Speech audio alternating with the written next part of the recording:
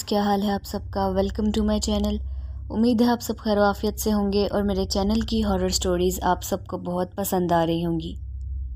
Listeners, آج کا یہ خوفناک واقعہ ہمارے ساتھ رحیمہ شیخ نے نارووال سے شیئر کیا ہے۔ رحیمہ کہتی ہیں کہ یہ واقعہ میرے پردادا اور پردادی کے ساتھ پیش آیا تھا جب وہ لوگ انڈیا سے ہجرت کر کے پاکستان آئے تھے۔ جب پاک و ہند الگ ہوا تھا تو میرے پردادا بھی اپنی بیگم کے ساتھ یہاں پر آئے تھے پاکستان، اور ایک گاؤں میں رہنے لگے تھے۔ گاؤں میں ان کو جو گھر ملا تھا وہ بالکل ویسا ہی تھا جیسے گاؤں کے گھر ہوتے ہیں۔ مٹی کے کمرے، بڑا سا صحن۔ صحن کے ایک کونے میں بہت بڑا درخت تھا اور وہ بیری کا درخت تھا۔ وہاں پر آنے کے کچھ دنوں بعد میرے پردادا کو ایک جگہ کام مل گیا تو وہ صبح کو کام پہ چلے جاتے تھے، اور میری پردادی گھر میں صفائی کرتی تھیں، کھانا بناتی تھیں۔ انہوں نے اسی بیری کے درخت کے نیچے اپنا کچن کا سیٹ اپ کیا تھا اور وہ وہیں پہ کھانا بناتی تھیں۔ جو لوگ گاؤں سے بلونگ کرتے ہیں وہ اس بات کو جانتے ہوں گے کہ گاؤں کے ماحول میں ایسا ہی کیا جاتا ہے کہ بڑے بڑے صحن ہوتے ہیں، صحنوں میں مٹی کے چولہے بنائے جاتے ہیں، مٹی کی ہانڈیاں اور مٹی کے برتن ہوتے ہیں، اور اسی میں کھانا بنایا جاتا ہے، اور جو کھانا مٹی کے برتن میں بنتا ہے اس کا ذائقہ ہی کچھ اور ہوتا ہے۔ خیر، اسی طرح دن گزرتے رہے، جیسے جیسے حالات بہتر ہوتے گئے، اور میرے پردادا جو کمائی کر کے لاتے تھے، میری پردادی ہر ماہ اس میں سے کچھ بچا کر گھر کا کوئی سامان بناتی تھیں۔ میری پردادی بتاتی ہیں کہ میں نے بہت خوبصورت ہانڈیاں، مٹی کی ہانڈیاں، پیالے اور اس طرح کے کافی مٹی کے برتن لیے تھے جو بہت خوبصورت تھے۔ انہوں نے کہا پہلے پہل تو مجھے محسوس نہیں ہوا، لیکن جیسے جیسے وقت گزرتا گیا مجھے کافی چیزیں محسوس ہوتی جا رہی تھیں، کہ جیسے میں سخت گرمی میں وہاں پہ بیٹھ کے اگر کھانا بناتی تھی تو مجھے ایسے لگتا تھا کہ درخت کے اوپر سے ٹھنڈی ہواؤں کے جھونکے آتے ہیں۔ پھر کبھی کبھار ایسے لگنا کہ جیسے میرے پاس سے کوئی ہوتا ہوا گیا اور درخت کے اوپر چڑھ گیا، کبھی ایسا لگنا کہ درخت کے اوپر سے کوئی نیچے اترا ہے اور میرے پاس سے گزر گیا ہے، کیونکہ جو درخت کے پتے تھے وہ اسی انداز میں ہلتے تھے۔ شروع کے دنوں میں جب میں اس گھر میں آئی تھی تو میں ان چیزوں پر دھیان نہیں دیتی تھی، لیکن جب میں نے دھیان دینا شروع کیا تو مجھے بہت کچھ محسوس ہوتا تھا۔ اور جب خاص طور پہ میں اس درخت کے نیچے بیٹھ کر ہانڈی بناتی تھی یا کھانا بناتی تھی، تب تو مجھے واضح طور پہ کچھ نہ کچھ محسوس ہوتا تھا۔ میری پردادی کہتی تھی کہ مجھے دن کے مختلف وقت میں وہاں سے اس حصے سے کھانا بنانے کی خوشبو آتی تھی، اور رات کو تو بہت زیادہ خوشبو آتی تھی۔ مجھے ایسے لگتا تھا کہ جو میرے پڑوس کی خاتون ہیں وہ کھانا بناتی ہیں رات کو۔ ایک دن اچانک جب وہ میرے گھر آئیں تو میں ان سے باتیں کر رہی تھی، تو میں نے ان سے پوچھا کہ رات کو آپ نے کیا بنایا کھانے میں؟ تو انہوں نے مجھے کہا کہ میں ہانڈی جو ہے رات کو میں نے کبھی نہیں بنائی، میں دوپہر کو یا صبح میں ہی بنا کے فارغ ہو جاتی ہوں۔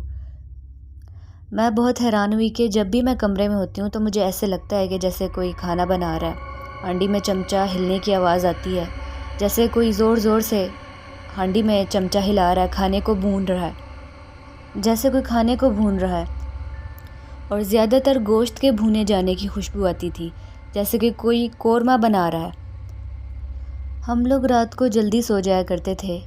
جیسے ہی میرے میاں کام سے گھر آتے تھے تو میں ان کو کھانا وغیرہ دیتی تھی، اور پھر ہم لوگ نماز پڑھ کے سو جاتے تھے، کیونکہ جیسے گاؤں کا کلچر ہوتا ہے سب لوگ جلدی سو جاتے ہیں، 7-8 بجے ہی سو جاتے ہیں، اور پورے گاؤں میں ایسے لگتا ہے جیسے سناٹا ہو گیا۔ اسی طرح سے رات کو میں اور میرے میاں سو رہے تھے کہ اچانک سے میری آنکھ کھل گئی۔ مجھے بہت سخت پیاس لگی ہوئی تھی، میں پانی پینے کے لیے اٹھی تو پھر سے مجھے وہی خوشبو محسوس ہوئی، پھر سے مجھے ایسے لگا کہ جیسے کوئی کھانا بنا رہا ہے، اور چمچہ ہلانے کی آواز سنائی دی۔ میں نے سوچا کہ میری پڑوسن نے تو کہا تھا کہ میں رات کو کھانا نہیں بناتی، تو اب یہ کھانا بنانے کی آوازیں کہاں سے آ رہی ہیں؟ میں نے دروازہ تھوڑا سا کھول کر دیکھا تو باہر صحن میں مجھے ایک عورت بیٹھی ہوئی نظر آئی، اسی درخت کے نیچے۔ اس عورت نے ہلکے گلابی رنگ کے کپڑے پہنے ہوئے تھے اور سر پہ دوپٹہ لیا ہوا تھا، اور وہ کچھ کھانا بنا رہی تھی۔ اور اس عورت کے پاس 5 سے 6 بچے بیٹھے ہوئے تھے جو بہت چھوٹے چھوٹے تھے، اور وہ ان کو قطار میں اس نے بٹھایا ہوا تھا اور ان کو گرم گرم روٹیاں بنا کے دیتی جا رہی تھی۔ جب میں نے یہ منظر دیکھا تو میں بہت زیادہ گھبرا گئی کہ میرے گھر میں یہ عورت اور یہ بچے کون ہیں، کہاں سے آئے ہیں اور یہاں پر اس وقت کیا کر رہے ہیں۔ پھر میرے ذہن میں وہ منظر گھومنے لگ گئے کہ جب بھی میں اس جگہ پہ جاتی تھی، کھانا بناتی تھی، تو مجھے کس طرح سے محسوس ہوتا تھا۔ مجھے اتنا تو اندازہ ہو چکا تھا یہ کوئی چڑیل وغیرہ نہیں ہے، کیونکہ وہ حلیے سے چڑیل نہیں لگ رہی تھی۔ وہ بچے اور عورت بہت صاف ستھرے لباس میں تھے۔ شاید وہ کوئی جننی تھی جس کے وہ بچے تھے، اور وہ اپنے بچوں کو اس وقت کھانا بنا کے کھلا رہی تھی۔ اور جیسے اس نے سر پہ دوپٹہ لیا ہوا تھا، اس بات سے یہ بھی ظاہر ہو رہا تھا کہ شاید وہ مسلمان جننی ہے۔ اس سے پہلے کہ وہ مجھے دیکھتی ہے، اس کی نظر میرے پہ پڑتی، میں نے فوراً سے پہلے دروازہ بند کیا اور میں واپس اپنی جگہ پہ آ کے لیٹ گئی۔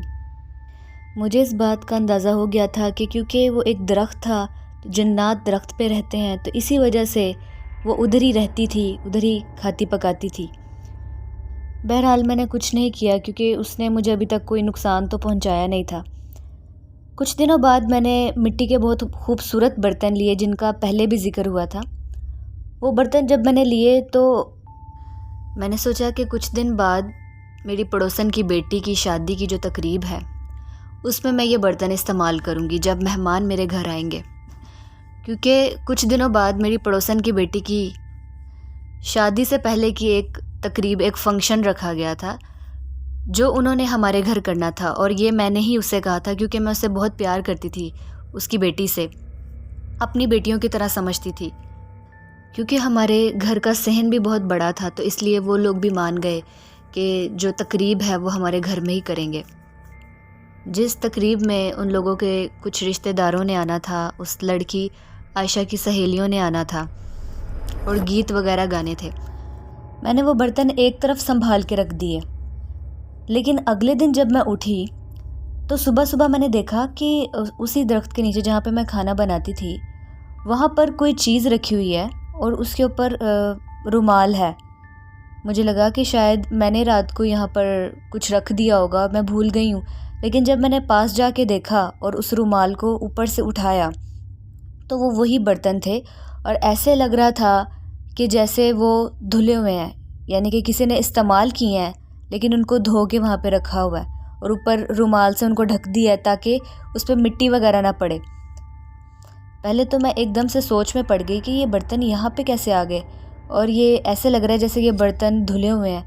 پھر میری سمجھ میں آیا کہ شاید یہ اسی جنزادی کا کام ہے، اس نے وہ برتن وہاں سے لیے ہیں، استعمال کیے ہیں، ان کو واپس یہاں پر دھو کے رکھ دیا۔ خیر میں نے کچھ نہ کہا، وہ برتن میں نے وہاں سے اٹھائے اور واپس اپنی جگہ پہ رکھ دیے۔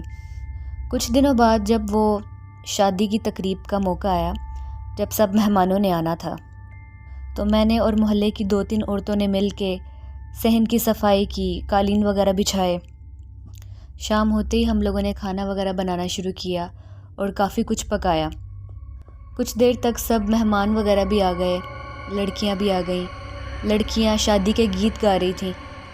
جب اسی طرح کرتے کراتے کافی دیر گزر گئی تو مجھے میری پڑوسن نے کہا، عائشہ کی اماں نے کہا کہ اب کافی دیر ہو گئی ہے، مہمانوں کو کھانا وغیرہ دے دینا چاہیے۔ تو جو پکوان میں نے بنائے تھے وہ میں نے پلیٹوں میں نکالنا شروع کیے، اور 2-3 لڑکیاں تھیں جو میرے ساتھ مدد کروا رہی تھیں، وہ آگے مہمانوں میں کھانا تقسیم کر رہی تھیں۔ اتنی دیر میں جیسے ہی میں کھانا ڈال رہی تھی، میرے پاس ایک عورت آئی، وہ بہت خوبصورت تھی، اس نے سفید رنگ کا لباس پہنا ہوا تھا۔ اس نے آتے ساتھ ہی مجھے کہا کہ آج آپ کھانا بنا رہی تھیں تو اس لیے میں کھانا نہیں بنا پائی، اور میرے بچے بھوکے ہیں اور بھوک سے رو رہے ہیں، تو پہلے آپ مجھے کھانا ڈال دیں۔ پہلے تو میں حیران ہوئی کہ یہ عورت کیسی باتیں کر رہی ہے، میرے اپنے گھر میں کھانا بنانے سے اس عورت کا اور اس کے بچوں کا کیا تعلق ہے۔ بہرحال میں نے اس کو کھانا ڈال کر دیا کافی زیادہ، اور وہ کھانا لے کر ایک سائڈ پر چلی گئی۔ میں اتنی مصروف تھی کہ میرے ذہن میں خیال ہی نہ آیا، اور میں اسی طرح کام میں لگی رہی۔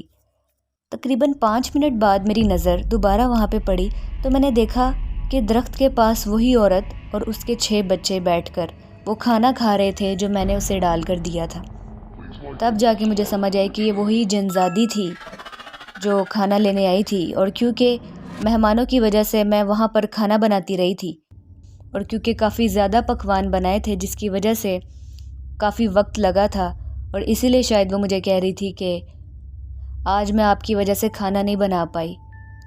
جب ان لوگوں نے کھانا کھا لیا تو میں نے دیکھا کہ وہ لوگ اٹھے ہیں، باری باری اٹھ کر وہ جتنے بھی بچے تھے وہ باری باری درخت کے پیچھے جاتے جا رہے ہیں، اور جیسے جیسے جاتے جا رہے ہیں ویسے ویسے غائب ہوتے جا رہے ہیں۔ سب سے آخر میں وہ جن زادی گئی اور وہ بھی غائب ہو گئی۔ تو اسی طرح میری پردادی بتاتی تھی کہ جب تک میں اس گھر میں رہی وہ جن زادی بھی اس درخت پہ رہتی تھی اپنے بچوں کے ساتھ، اور اس طرح کے کئی واقعات ہیں جو ان کی زندگی میں پیش آئے ہیں، جو کہ جب وہ زندہ تھی تو انہوں نے گھر والوں کو بتائے تھے۔ خیر لسنرز، یہ تھا ایک دلچسپ سا واقعہ جو ہماری ایک لسنر نے ہمارے ساتھ شیئر کیا، بہت شکریہ آپ کا۔ دوسرا واقعہ فہیم نے ہمارے ساتھ لاہور سے شیئر کیا ہے۔ فہیم کا کہنا ہے کہ ہمارے خاندان میں ایک آنٹی ہیں جو کہ اس بات کو لے کے بہت مشہور ہے کہ وہ پیر و فقیروں پہ اور یہ مزارات پہ بہت یقین رکھتی ہیں۔ وہ ہر جمعرات جمعے کو کسی نہ کسی مزار پہ جاتی ہیں۔ ان کو جب بھی کوئی کسی نئے مزار کے بارے میں یا کسی نئے پیر بابا کے بارے میں بتاتا ہے تو وہ ایک دفعہ وہاں پہ لازمی جاتی ہیں۔ اب ان کو اس چیز کا شوق ہے یا کیا ہے یہ تو وہی بہتر جانتی ہیں، لیکن شوق کہنا زیادہ بہتر ہوگا کیونکہ مجبوری تو ان کو کوئی ہے نہیں۔ ان کے گھر کے حالات بالکل ٹھیک ہیں، ان کو کسی قسم کی کوئی مالی پریشانی نہیں ہے۔ ان کا ایک بیٹا ہے جس کی شادی ہو چکی ہے اور ایک چھوٹا سا پوتا بھی ہے۔ پھر بھی عمر کے اس حصے میں آ کے ان کو عجیب شوق ہے کہ وہ مزارات پہ جاتی ہیں۔ مزارات پہ جانا کوئی بری بات تو نہیں ہے، لیکن جس طریقے سے وہ جاتی ہیں اور عامل بابا کے پاس جاتی ہیں، مختلف پیر بابا کے پاس جاتی ہیں، ان سے پتہ نہیں کس قسم کے عملیات پوچھتی ہیں اور گھر پہ بیٹھ کے وہ عملیات کرتی رہتی ہیں، وظائف کرتی رہتی ہیں۔ وہ کہتی تھی کہ ہمارے مالی حالات مزید بہتر ہونے چاہیے، شاید اسی وجہ سے وہ آئے دن کسی نہ کسی پیر بابا کے آستانے پہ چکر کاٹا کرتی تھیں۔ خیر یہاں تک تو ٹھیک تھا، لیکن ایک دن ان کی کسی دوست نے ان کو موکلات کے بارے میں بتایا۔ ان کی دوست ان کو ویسے ہی کسی واقعے کے بارے میں بتا رہی تھیں، لیکن ان کے ذہن میں موکل کا خیال اڑ کے رہ گیا۔ انہوں نے سوچا کہ میں بھی اب ایک وظیفہ کروں گی جس سے مجھے کوئی موکل ملے گا، اور اسے میں اپنے تابع کر لوں گی اور جو چاہوں گی اس سے کہوں گی کہ میری یہ خواہش پوری کرے۔ اس سلسلے میں انہوں نے شاید کسی پیر بابا سے جا کر ذکر کیا تھا اور ان سے اجازت بھی لی تھی کہ آپ مجھے کوئی وظائف دیں، کوئی وظیفہ بتائیں کہ جس سے میں کسی موکل کو قابو میں کر سکوں۔ ان عامل بابا نے پہلے ان کو منع کیا تھا، لیکن ان کے بہت زیادہ ضد کرنے پہ انہوں نے ان کو ایک وظیفہ بتایا جس سے انہوں نے 2 سے 3 ماہ تک تقریباً مسلسل پابندی سے کرنا تھا۔ فہیم بتاتے ہیں کہ اس دوران جب بھی ہم نے ان آنٹی کے گھر جانا تو انہوں نے 5 وقت کی نماز پڑھنی، ہر وقت وہ وظیفہ پڑھتے رہنا، ہر وقت وہ اپنے کمرے میں بیٹھی رہا کرتی تھیں، اور زیادہ تر وہ رات کے وقت عبادت کیا کرتی تھیں۔ جب سب سو جاتے تھے تو زیادہ تر وہ اپنے کمرے میں یا پھر باہر صحن میں بیٹھ کر عبادت کیا کرتی تھیں، وہ وظیفہ کیا کرتی تھیں۔ وہ کوئی برا علم یا کالا علم نہیں تھا، بلکہ اللہ کے بابرکت ناموں کا ہی وظیفہ تھا، جو کہ انہوں نے مینشن نہیں کیا کہ ایگزیکٹ وہ کون سا وظیفہ تھا۔ خیر فہیم کا کہنا ہے کہ وہ آنٹی بتاتی ہیں کہ اسی طرح ایک رات میں مصلی پہ بیٹھی ہوئی تھی اور جائے نماز پہ بیٹھ کے میں وظیفہ کر رہی تھی۔ میرا بیٹا، بہو اور پوتا اپنے کمرے میں تھے۔ ہم لوگ کیونکہ 2nd فلور پہ رہتے تھے تو مجھے ایسے لگا کہ جیسے نیچے سے سیڑھیاں چڑھتے ہوئے کوئی آیا ہے اور کسی نے ہمارے گھر کا دروازہ نوک کیا۔ میں صحن میں اس جگہ بیٹھتی تھی جہاں پر دروازہ تھا، اور اگر کوئی سیڑھیاں چڑھتا یا اترتا تو صاف واضح طور پہ محسوس ہوتا تھا۔ تو مجھے بھی ایسے لگا کہ جیسے کوئی سیڑھیاں چڑھ کے آیا ہے اور کسی نے دروازہ کھٹکھٹایا، لیکن کوئی بولا نہیں۔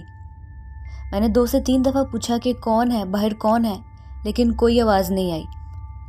تھوڑی دیر بعد پھر ہلکی سی دستک ہوئی، لیکن اس دفعہ میں نے نہیں پوچھا کہ باہر کون ہے، میں چپ کر کے دیکھتی رہی، کیونکہ میں تھوڑا ڈر گئی تھی کہ یہ باہر کون ہے اور یہ کیا حرکت کر رہا ہے، اگر کوئی باہر ہے تو بول کیوں نہیں رہا۔ میں اسی طرح سے جائے نماز پہ بیٹھ کے دروازے کی طرف دیکھتی رہی، لیکن کچھ نہیں ہوا، بالکل خاموشی۔ دروازے کے پاس تھوڑا فاصلے پہ ہم نے واشنگ مشین رکھی ہوئی تھی اور اس کے اندر ہم نے گندے کپڑے رکھے ہوئے تھے جو کہ دھونے والے تھے۔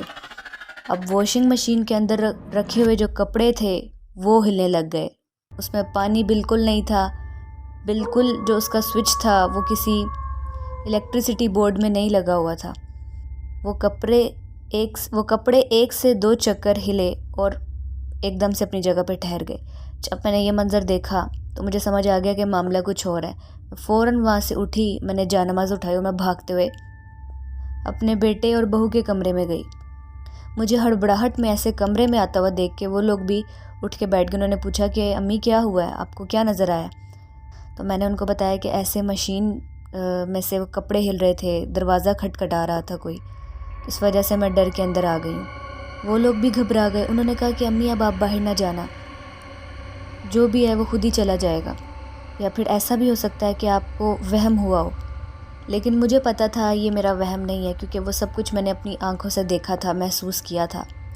جیسے ہی صبح ہوئی میں دوبارہ سے ان عامل بابا کے پاس گئی، ان کو رات والا سارا قصہ میں نے بتایا۔